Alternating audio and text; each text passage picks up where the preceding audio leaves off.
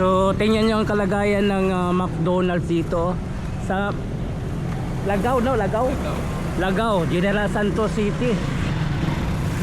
So ito yung damage dito sa may McDonald's. So delikado itong building, no? Pero yung poste medyo tagilid. Itong dito banda tagilid, no? So medyo hindi na pinapagamit sa taas kasi delikado sa baba, oh. Maliliit yung poste na ginamit, tapos tagilid na siya. So ito yung natamaan ng lindol nung Lunes, no? Puntahan po natin yung isa pa sa Jollibee na naman. 안녕하세요 여러분, 잘 지내세요? 먹고 싶어 행복해서 만나서 감사합니다. Ako po si Christopher Pacal. Ngayon po, no, patungo po tayo sa General Santos City o sa Jinsan. Tingnan po natin yung sitwasyon na yung nagkaroon ng malakas ng lindol nung Lunes. Marami pong establishment ang nasira. So update po tayo. So tara, let's go. Matagal na tayong nakakapunta dyan sa Jensan, pero first time po tayo naka-vlog sa area. Puntahan po natin yung mga establishment na gumuho nung Lunes na karoon ng malakas na lindol dyan sa area, no? Dyan sa may General Santos City. Tingnan po natin yung kalagayan. So first time po tayo naka-vlog dyan sa Jensan. So tunghayan po natin kung gaano ka lulus-lus niya nangyari diyan sa Jensan. Itong mga establishment na gumuho.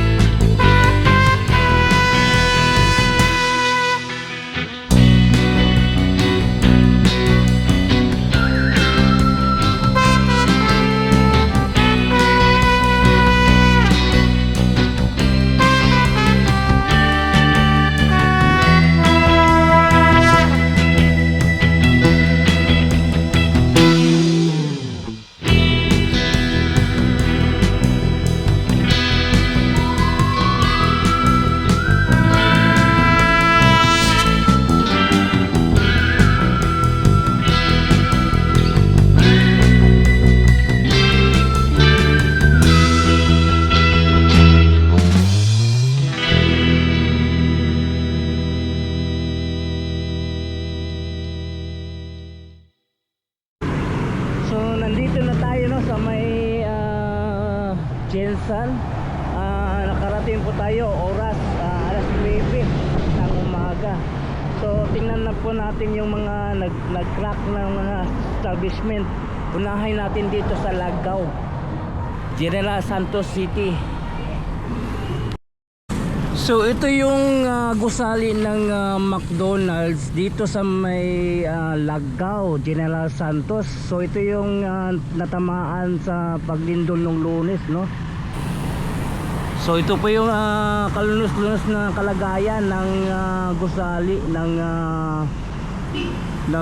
McDonald's. So grabe yung pagkasira, oh. Tinamaan lang sa paglindol nung Lunes. Yan oh. So tingnan nyo ang kalagayan ng McDonald's dito sa Lagaw, no? Lagaw, General Santos City. So ito yung damage dito sa may McDonald's. So delikado itong building, no? Pero yung poste medyo tagilid. Itong dito banda tagilid, no? So medyo hindi na pinapagamit sa taas kasi delikado sa baba, oh. Maliliit yung poste na ginamit, tapos tagilid na siya. So ito yung natamaan nung lindol nung Lunes, no? Puntahan po natin yung isa pa sa Jollibee na naman.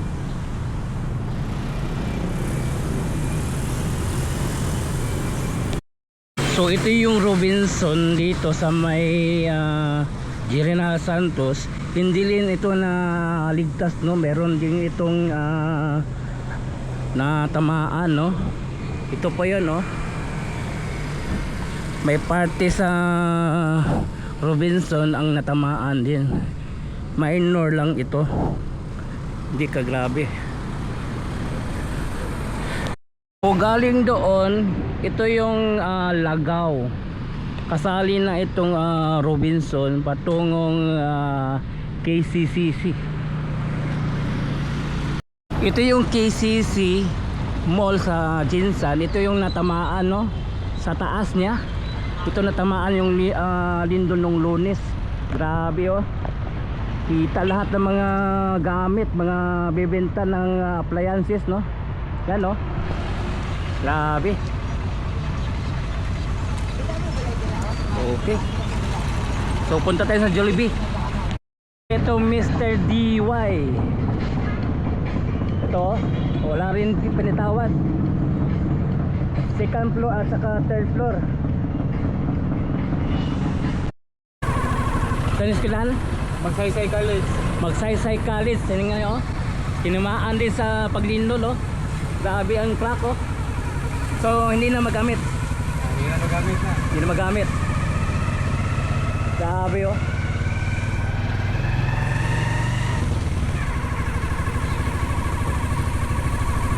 Matindi ang pagtama sa lindol dito. Yun, oh, pero kita sa gilid, oh, ng building, oh. Ito naman yung dito banda, harap lang ng City Hall Drive ng General Santos. Dito banda sa may Pindatuan Avenue, Lakban Street.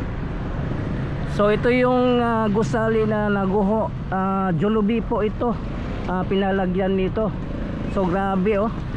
Dati hindi pa daw ito gaano kasira, pero ngayon bumagsak na talaga itong building ng Jollibee.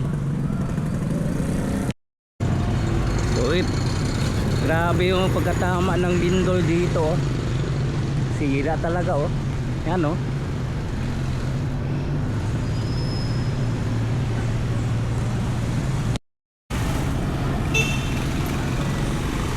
So grabe talaga yung pagtama ng lindol dito, oh. Yung mga upuan ng Jollibee na iwan sa taas, no? Gumuho talaga yung Jollibee. Ito yung parte ng Jollibee, oh, natamaan. Then meron ding katabi ng establishment ang natamaan din, no? Grabe, oh.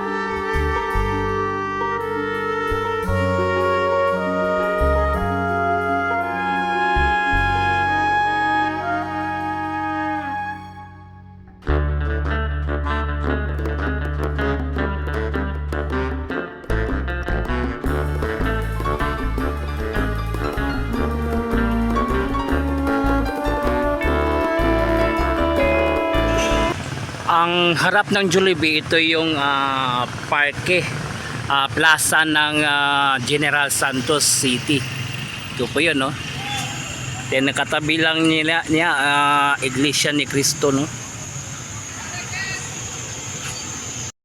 So yun, no, nakita po natin yung mga damage dito sa Jensen, mga establishment, Jollibee, McDo, Magsaysay College, DY, KCC. So ito po yung natamaan ng lindol noong Lunes, no? So ito napuntahan po natin, nakita po natin ang kalagayan dito.